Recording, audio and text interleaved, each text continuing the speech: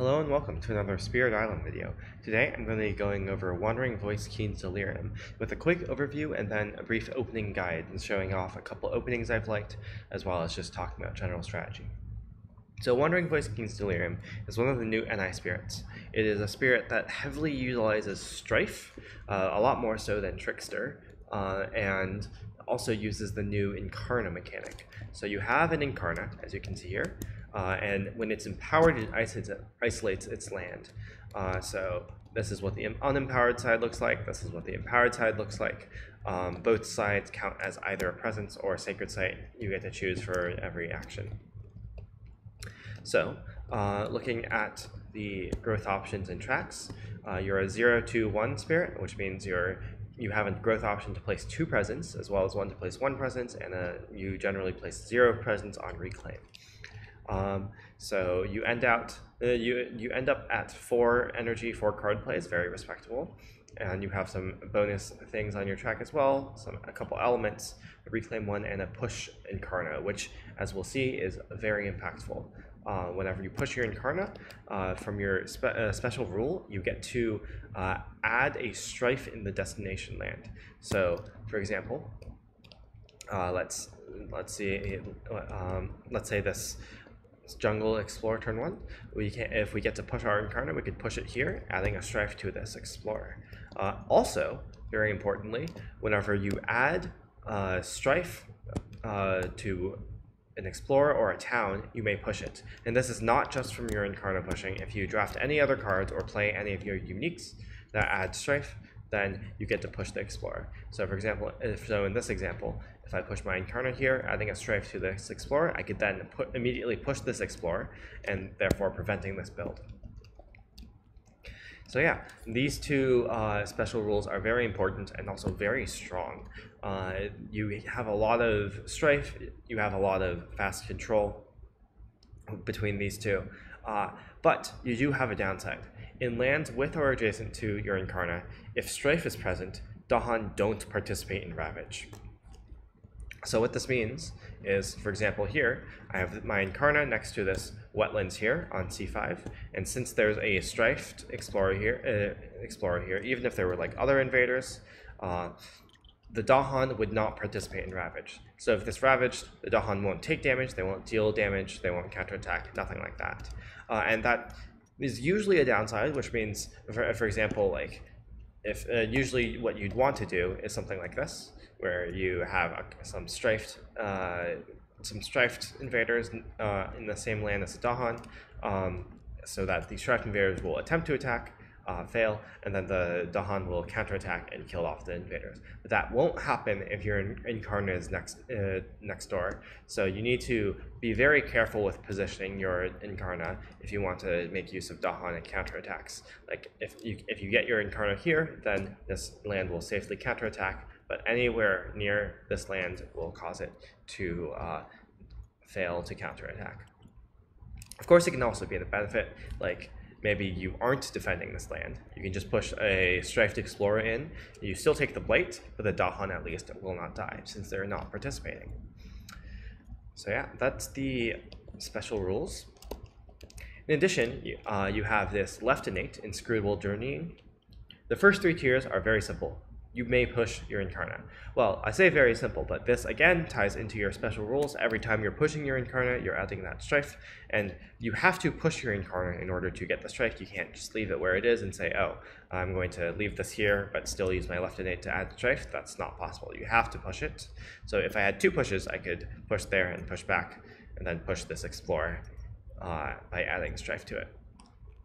Notably, your Incarna can add Strife to cities, you just don't push cities when you add Strife to them. Well, with one exception, which we'll get to.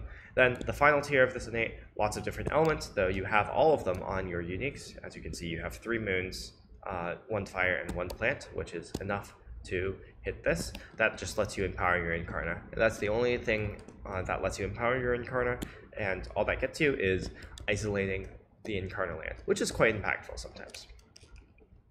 Finally, our right innate here also uses a lot of air. At 1 moon, 2 air, you get 1 fear per moon you have. At 1 sun, 2 air, you get 1 damage per sun you have to invaders with strife only. And 1 moon, 1 sun, and 4 air. For each pair of moon and sun, you get to destroy an invader with strife.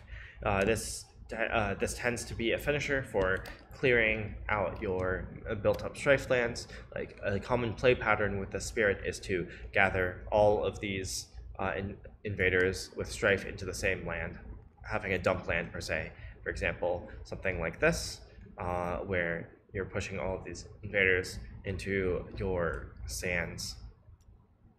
And then after you do all of that, then you can target all the same land with your right innate. You get some fear from your moon innate. You get some damage. Let's say like if you had 2, 2, and 4 for moon, air, moon, sun, and air, then you could do 2 damage to these 2 strifed explorers, and then destroy a strifed invader, which will kill that town off. Notably, this requires range 1 from a sacred site, and also requires there to be strife, which makes sense. It doesn't really do anything if there's no strife. I guess you could get the fear theoretically, but you would need to target a land with strife. Thankfully, your Incarna always counts as a sacred site if you wanted to. So generally, also the dump land that you're dumping into will be right next to your Incarna because you're pushing things into there constantly. So very convenient. You generally won't need to be creating sacred sites just for your right innate. You generally will be able to use your Incarna for that. Okay, so those are the innates. Now let's look at the uniques. You have 4 uniques. All of them have air, and then you have 3 sun, 3 moon spread across them. You have a couple animal, and you have a fire and a plant for empowering. So you have 2 1 costs. These 2 are cards that generally will do things. Involving like placing more strife. So this one is very simple. You just get to push your Incarna again. So that's just like another tier of your left innate, except it's on slow. And it also comes with 2 fear if it pushes into a land with invaders, which usually you'll want to, because like generally you'll want to be pushing your Incarna towards places with invaders. And then Twist Perceptions is just another strife add. This doesn't push your Incarna, but it still triggers the push on your special rule, and then you also may push the invader you added strife to. So if you added the strife to an explorer or town, you may push it twice because you get 1 from here, and you also get 1 from your senseless roaming special rule. But if you add a strife to a city, you can still push that city. So let's say I had a city here, but I wanted to get it to the mountain for some reason. I could add a strife there and then push the city. This can be very powerful. It's generally pretty hard to move cities, but this card can do that. In addition to those 2, you have 2 0-cost uniques that are a bit less impactful, but obviously they cost 0, and they have very good elements. As you can see from this right innate, you want to hit that sun, moon, air quite often, and both of these have sun, moon, and air, while the other 2 do have air, but only have one of sun or moon. So the first one of these, Exhale, this does 2 fear. It has to target a land with a strife, and it makes invaders with strife not participate in Ravage this turn. So this can be very useful for saving a land with a bunch of strife. Like let's say you have like a few invaders here with a bunch of strife, and sands are ravaging. Well, they won't blight because they all have strife on them, but it would probably be sad if all of this strife went away because you're maybe planning on killing these invaders on slow with your right innate.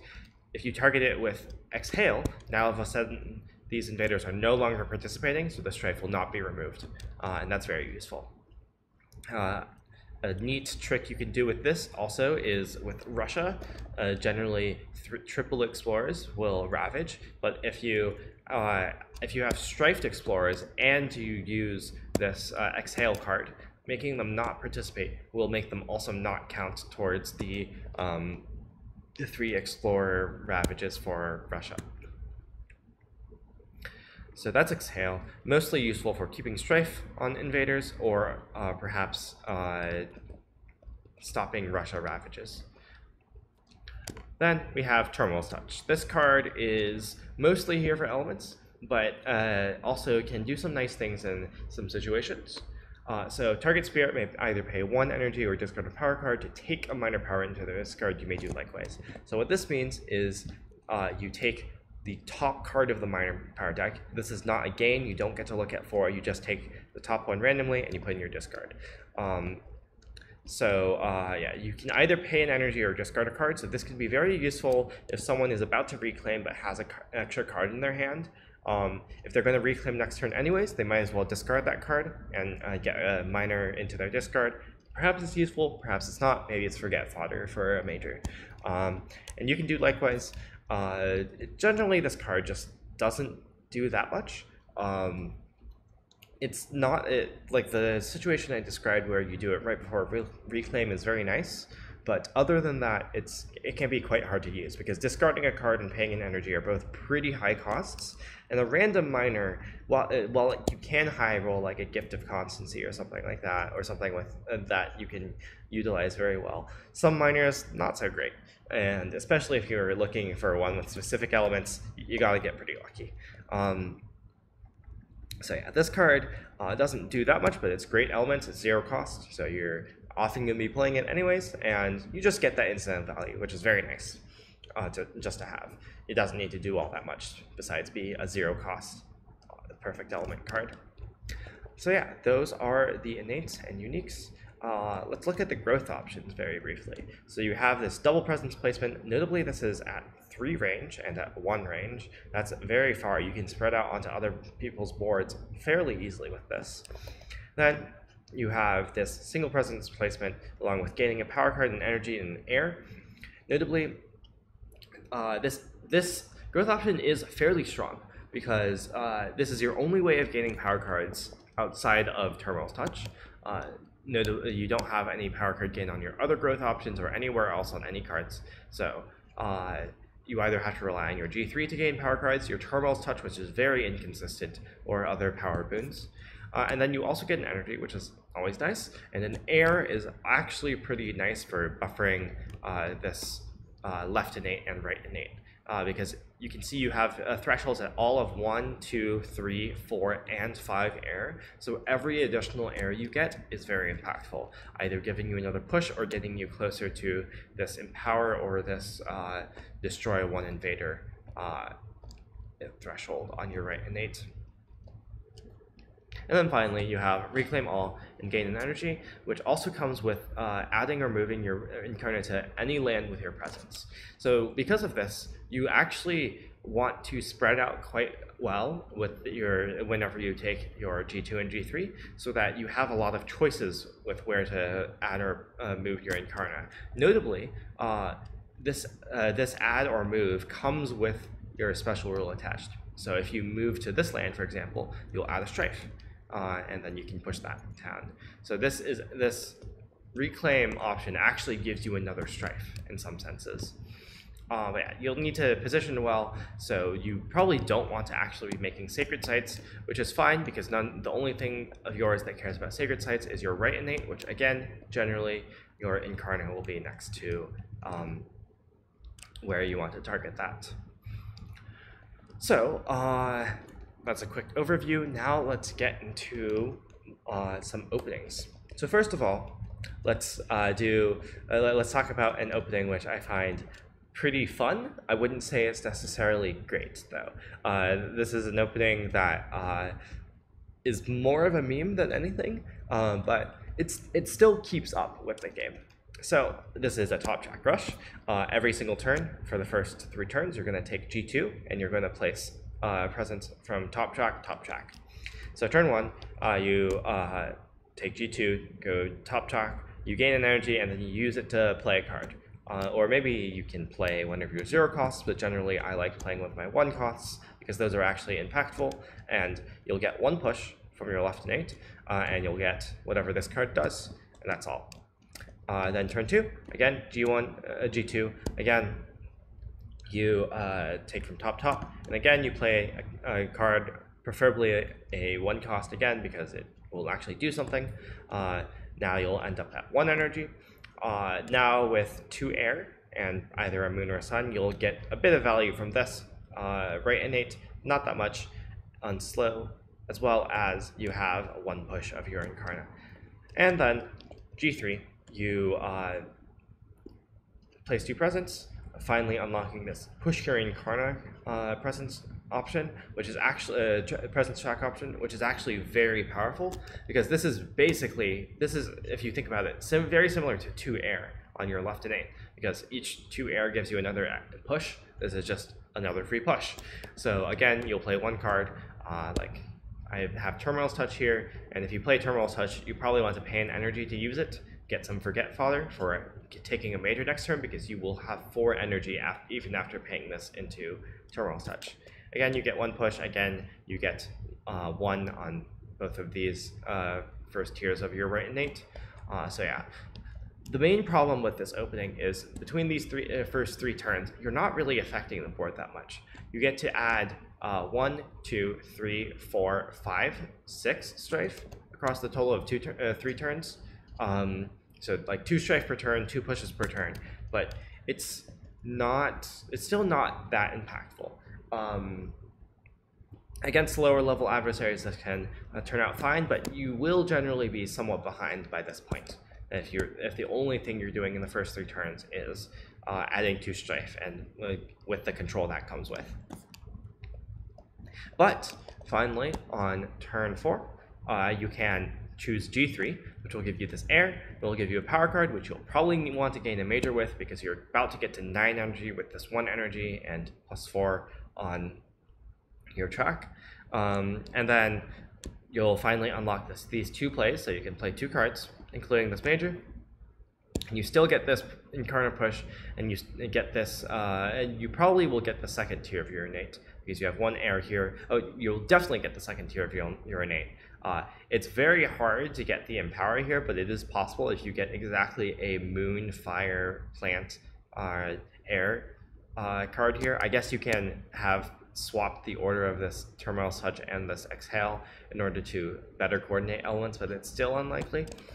And you've just gotta hope here that this major does a lot for you, because you still get only 3 pushes, and you still don't quite get this final tier unless you find an air major that's good, but you at least get to play a major. And then from then on, you can reclaim, play this major again, then G3 to gain more majors. You'll have a lot of energy to work with. Every turn you're probably going to be pushing 3 times, 1 from here and 2 from here. So that will be pretty good, but you'll need to catch up from behind. Again, I think this is more of a meme strategy than like one that is actually good, but it is quite fun. I enjoy high rolling majors. The first time I tried this, I got Pent Up as my major, and that was busted, because it either will add like 1 or 3 strafe, or do a ton of damage in it and already strafe land, which kind of just replaces your right innate at that point. But yeah, this strategy, fun, not ideal. So we looked at the top track build. Now let's look at something completely different in the bottom track build. So this is similar to the previous build, one that will rush straight across the bottom track instead of the top track taking G2 every time. And the goal of this is to get to a place where we are reclaim looping all 4 uniques every single turn. So turn 1, we start by taking G2, take the 1 energy space and the 2 card play space, and play only 1 card. Generally, I like playing either Frightful Keening or Twist Perceptions on this turn, just to have a bit of board impact, as well as getting this single push. So here we're getting 1 push and another strife from one of these 2 cards. Then on turn 2, we're going to G2 again, going bottom again, but again we're only going to play 1 card out of our 3. We'll still get 1 push, so we'll be able to affect the board somewhat, but we won't be able to play very many things because we want to set up for a big turn next turn. So we'll end with 0 energy after turn 1, and then after turn 2, end with 1 energy. And I like ending with 1 energy, which is why I like playing Exhale here instead of the other of these 2. But you can also play either the Twist Perceptions if you played Frightful Keening on turn 1, or vice versa. But I'll get to why I don't like doing that in a bit. So yeah, you get 1 push, you don't have that much board impact, but underplaying here lets you have a big turn on turn 3. So now we go G2 bottom bottom, and then you reclaim one. Oh, I actually misplaced this arrow. The card you reclaim is this Exhale, whatever you played on turn 2, and then you play the other card that you didn't play on turn 3 along with your Turmoil's Touch. So just you get to play 3 cards, reclaiming one of the 2 that you played the turn before. And the reason why I like playing Exhale here, my 0 cost, instead of playing one of my 1 costs, is that I want to pay this 1 energy I have left into Turmoil's Touch. And the reason I want to do that is I'm not going to be gaining any cards after this. I'm never going to be taking G3. I'm always going to be taking G1 every turn after this. So my only source of cards is Turmoil's Touch. So I want to pay 1 energy into it to get the ball rolling. So yeah, here you'll get 2 pushes from your left innate, as well as a Strife add or push, depending on which of Twist and Keening you play from that card. You'll also get a couple here from Exhale. And notably, across these first few turns, you get 2 fear from, if you play Keening on turn 1, which is my preference, you get 2 fear, and then you get another 2 fear, and then you get another 2 fear. So you will have a fear card, assuming you're playing true solo, or you'll have contributed fear towards getting a fear card. And that will help with the fact that you're underplaying these first 2 turns and being not as impactful. And then on turn 4+, I just take G1, gaining an energy. Oh, I guess I should represent what the tracks look like. But yeah, I take G1, gaining an energy, and I gain an energy from my tracks, and that gives me the 2 energy to exactly play my 4 uniques. And what this does is it gives me exactly the elements to empower, and also the elements to fully threshold my right innate with 3 moon, 3 sun, and 4 air. So that does 3 fear, 3 damage, and destroy 3 invaders with Strife, because I have that 3 sun, 3 moon pair. And I also get 2 pushes of my Incarna from my left innate, and I get an Incarna add or move from my reclaim option. So that lets me place 3 more Strife. So in total, what this does every turn is it'll give you 1 isolate from the empowered Incarna. It'll give you 5 Strifes / pushes from this is 1, this is another 2, and then you have 2 on your uniques, Frightful Keening and Twist Perceptions. You have 7 fear, 3 here from your right innate, 2 from Exhale, and 2 from Keening. You have 3 damage from your right innate, and you have 3 destroys from your right innate. And this will absolutely demolish adversaries. Getting to this is just like, this will just let you win very quickly. You might take some Blight early, but you'll be able to control your board very well afterwards, and you can also go and help out on other boards.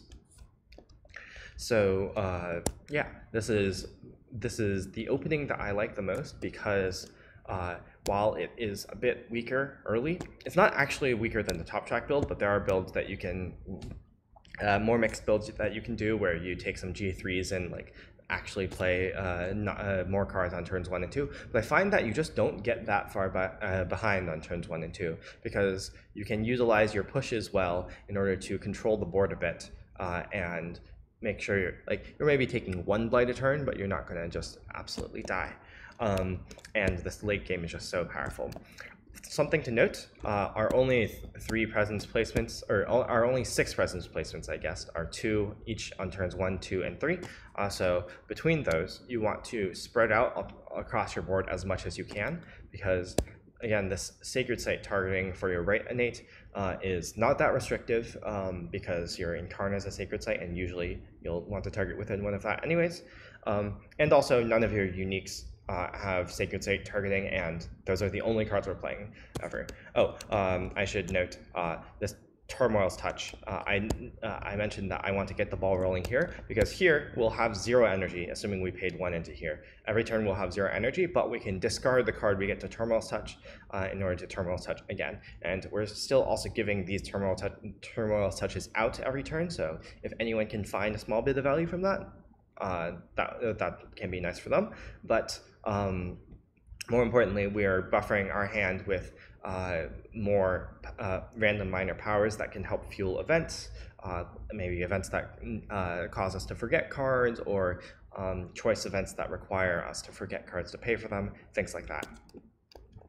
So yeah, this opening is pretty strong. One thing you can do with this opening, which I have tried a bit, but I don't like as much, except in some specific situations, is underplaying even more. And what that does is that moves up this turn 4, where you're playing all 4 uniques, to turn 3. So, and how you do that is by not playing a card on turn 1 or 2.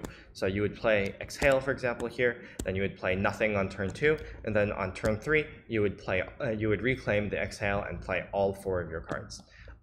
So you lose out on a push here, and you lose out on like having played one of these cards earlier, which might be more impactful. But what you gain is that you get to empower 1 turn earlier, and you get your right innate 1 turn earlier. I find that this isn't like quite impactful enough to justify doing it, but it can be fairly strong if like, for example, on turn 1 you see that like your cards aren't doing that much anyways, so you might as well not play them. And then turn 2, like again, maybe your card, maybe you just like got a lucky explorer and like don't need. You have some lands that you can't deal with anyways, and some lands that like you don't need to deal with. Or if you can get help from another player, it can be worthwhile to play only 1 card between the 2 turns. Finally, another note: this one thing that really powers up this strategy is getting really any sort of boon. So an energy boon would let you swap this Exhale with this 1 cost card, letting you so that would let you spend 4 energy across the first 3 turns. Playing a 1 cost on turn 1, playing a 1 cost on turn 2, playing a 1 cost on turn 3, and also using Turmoil's Touch on turn 3. If you get an energy boon any of those turns, then you can play a 1 cost this turn instead of Exhale, and that's likely going to help impact your board a lot.